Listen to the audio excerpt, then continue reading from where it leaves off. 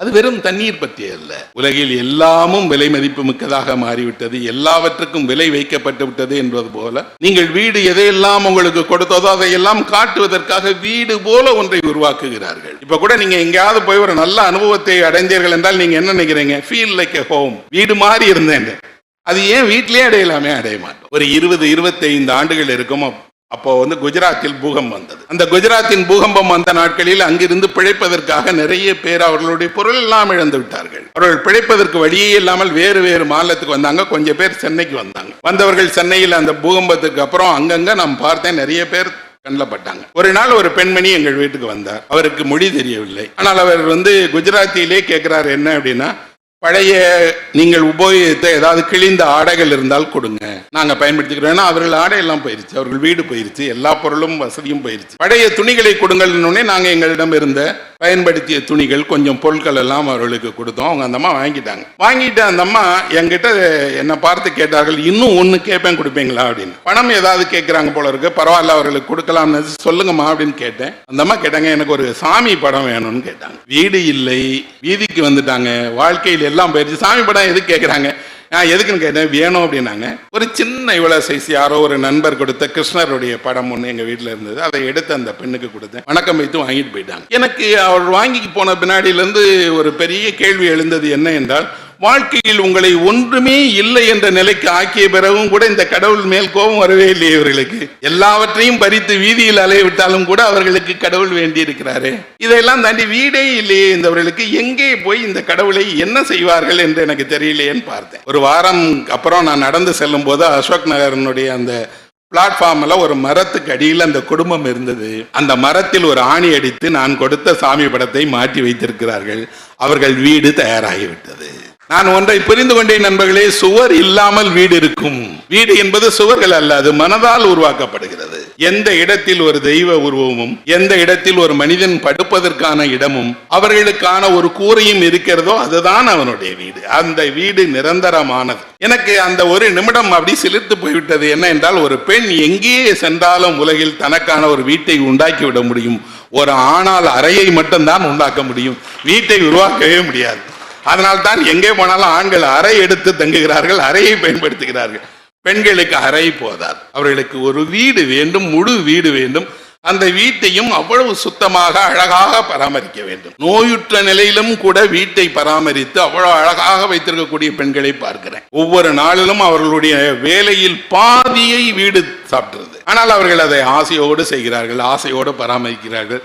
அதை குனிந்து பார்ப்பதற்கு கூட வீட்டில் இருக்கக்கூடிய யாருக்கும் கவனமே கிடையாது. எவரும் வீட்டு வாசலில் போடப்பட்டிருக்கக்கூடிய கோலத்தில் எத்தனை புள்ளி இருக்கிறது என்று குனிந்து கூட பார்க்க மாட்டார்கள். உலகமும் பார்க்காது, கணவரும் பார்க்க மாட்டார்கள். பிள்ளைகளுக்கெல்லாம் இதெல்லாம் ஏமா வேஸ்ட் போயிட்டே இருப்பாங்க. ஆனால் அந்த பெண்ணிற்கு தெரியும், உங்கள் யாருக்காகவும் இல்லை, எனக்காக, என் மகிழ்ச்சிக்காக, எனது வீடு எனது அடையாளம் என்பதற்காக இதை செய்துட்டே இருக்கிறார் என்றால் அவர்கள் மனது எவ்வளவு அன்பும் கருணையும் கொண்டதாக இருக்கு பாருங்க. இந்த அம்மாவினுடைய அந்த படத்தை பார்த்தேன்ல, 10 நாளைக்கு அப்புறம் அதே சாலையில திரும்பி போனேன். அந்த பழைக்க வந்த குடும்பத்தினுடைய ஆண் ஒரு சின்ன பாக்கெட் ரேடியோ வச்சுட்டு கால் மேல கால் போட்டு பிளாட்பாரத்தில் படுத்துட்டு அந்த பாக்கெட் ரேடியோல பாட்டு கேட்டுட்டு இருந்தாரு. எனக்கு ரொம்ப சந்தோஷமாக இருந்தது. எல்லா துயரங்களுக்கு இடையிலையும் மனிதர்களால் இன்பமாக வாழ முடியும். மனிதன் தன் இன்பத்தை உண்டாக்கி கொள்ள முடியும். தனக்கு வீடு இல்லை, எங்கோ துரத்தப்பட்டிருக்கிறோம், மொழி தெரியாத மாநிலத்தில் வாழ்கிறோம், பிழைக்க வழி இல்லை.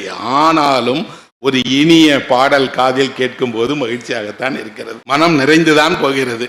தன்னை மறந்து அந்த மனிதனுடைய கால்கள் அசைந்து கொண்டிருக்கும் போது எனக்கு தோன்றியது, உலகில் மனிதன் என்றுமே இது போல துயரிலிருந்து விடுபடுவதற்கான வழியை அவனே கண்டுபிடித்துக் கொள்வான். அவனுக்கே தெரியும், அவனே அதிலிருந்து விடுபடுவான். ஆனால் அதை விடுபடுவதற்கு துணை செய்கிற விஷயங்கள் தான் வேண்டும். இவர்கள் துரத்தப்படாமல் இருக்கணும். இந்த நடைபாதையிலிருந்தும் இவர்கள் துரத்தப்படும் போதுதான் அவர்களுக்கு எங்க போறதுன்னு தெரியல. ஆனால் அவர்கள் எங்கோ ஒரு போக்கிடத்தை கண்டுபிடிச்சாங்க. அதனால்தான் நான் என் பயணத்துல பார்த்திருக்கேன், எங்கெங்கோ ஆள் வசிக்கிறாங்க. பனிமலையினுடைய உச்சிக்கு போனால் அங்கே யாரோ ஒரு சின்ன வீடு போட்டு அங்க ஒருத்தர் தனியா வசிக்கிறார். மனிதன் எல்லாவற்றையும் எல்லாவற்றையும் வீடாக்கி விடக்கூடியவன். எல்லா வீடு வடிவத்திலும் மனிதனுக்கு போதும். ஆனால் நீங்களும் நானும் கற்காலத்தில் இருந்த வீடு குகை தான். அந்த குகைக்கு கதவுகள் கிடையாது. அது ஒரு இருண்ட குகை. அந்த குகை கதவுகளே இல்லை. ஆனால் அதுதான் மழைக்காலத்தில் மனிதனை பாதுகாத்தது. இடியோசைக்கு அந்த மனிதனை பாதுகாக்க தஞ்சை மடைய செய்தது. அந்த குகைக்கு மனிதன் முதலில் ஒரு கதவை கண்டுபிடித்தான். யாரிடமிருந்து பாதுகாப்பது என்பதற்காக விலங்குகளிடமிருந்து பாதுகாக்க ஒரு கதவை கண்டுபிடித்தான். விலங்குகள் வந்தால், உறங்குகிற நேரத்தில் பாம்பு நுழைந்து விட்டால் என்ன செய்யறதுன்னு தெரியலையே. அப்ப அவன் ஒரு கதவை கண்டுபிடித்தான். கதவை கண்டுபிடிக்கும் போது பூட்டெல்லாம் கண்டுபிடிச்சிடல. இன்னைக்கு ஒரு வீடு நமக்கு எப்படி இருக்குன்னா, வீட்டுல பூட்டியிருக்கா இல்லையாங்கிறதான் முக்கியம். அதிலும் கூட வெளியூருக்கு நீங்க போறீங்கன்னா வீடு பூட்டியிருக்கா இல்லையான்னு பயம் இல்லாம போகவே மாட்டாங்க. ஆனால் அந்த பொறுப்பை முழுமையாக பெண்கள் தலையில விட்டாங்க. வீடு பூட்டலைன்னா நீ ஏமா பார்க்கல அப்படின்னு. சாவி எங்க வச்சிருக்கிறவங்க, வீடு பூட்டிருக்குமா, நம்ம இருக்கிற நேரம் எங்க இருக்கிறோம், எல்லாமே இருக்கு. அவனுக்கு பூட்டே இல்லை. முதலில் அவன் ஒரு பூட்டை கண்டுபிடித்தான். அந்த பூட்டு என்ன தெரியுமா? கல் தான் நண்பர்களே. முதலில் உலகில் தோன்றிய பூட்டு. ஒரு கல்லை எடுத்து கதவுக்கு வெளியில வச்சுட்டு போயிடும். அந்த கல்லை நகர்த்தினால் கதவு திறந்து விடும். கல்லை எடுத்தால் வச்சா கதவு மூடிடும். உலகின் முதற் பூட்டு என்பது ஒரு பெரும் கல் தான். இப்ப கூட கிராமப்புறங்கள்ல பாருங்க, ஆடு மாடு அடைச்சிருக்க இடத்துல ஒரு கல்லை வச்சு சாத்தி வச்சிடறாங்க. என்றால் உலகம் அப்படித்தான் தொடங்கியது. அந்த வாழ்க்கையில் இருந்துதான் இன்று அதிநவீன வசதிகள் கொண்ட, வீட்டின் எல்லா அறைகளும் குளிர்சாதனம் ஊட்டிய, இன்னும் சொல்ல போனால் கனத்த கதவுகள் கொண்ட, இன்னொரு மனிதனுக்கு இடம் தருகிறதே என்பதனாலேயே திண்ணையை அகற்றிய வாழ்க்கையை நம்ம வாழ்ந்துட்டே இருக்கிறோம். ஏன்னா முன்னாடி யாரோ ஒரு பயணி வருவார், எங்க இருந்தோ போறவர் திண்ணையில் வந்து படுத்துருவார். அப்படி இன்னொருவருக்கு திண்ணையை கொடுத்தால் அந்த திண்ணை தேவையில்லையே என்று இன்றைக்கு திண்ணை உள்ள வீடுகளே கிடையாது. நம் வீட்டில் இன்னொருவருக்கு இடமே கிடையாது. வாழ்க்கையை கொஞ்சம் கொஞ்சமாக நாம் சுருக்கி நமக்கான வாழ்க்கையை நம்முடைய உலகம் என்று மாற்றிவிட்டு உலகிடம் திரும்ப திரும்ப புகார் சொல்லிக்கிட்டே இருக்கோம். என்னன்னா, உலகம் கெட்டு போயிடுச்சு, உலகம் சரியா இல்ல, உலகம் முன்ன மாதிரி இல்லை. உலகம் எதுவுமே இல்லை என்பர்களே. நாம் மாறத் தொடங்கினால் உலகம் மாறத் தொடங்கிவிடும். நாம் கதவுகளை திறந்து வைத்தால் உலகம் கதவுகளை திறந்து வைக்கும். நீங்கள் கொஞ்சம் பேரை அனுசரிக்க தொடங்கினால், ஆதரிக்க தொடங்கினால் உலகம் ஆதரிக்க தொடங்கும். அந்த மாற்றம் நம்மிடமிருந்து தான் உருவாக வேண்டும். என்றால் நம்மிடம் உருவாவதற்கு என்ன வழி இருக்கிறது என்றால் அதுதான் நல்ல கதைகளின் வழியாக, நல்ல இலக்கியத்தின் வழியாக இருக்கிறது.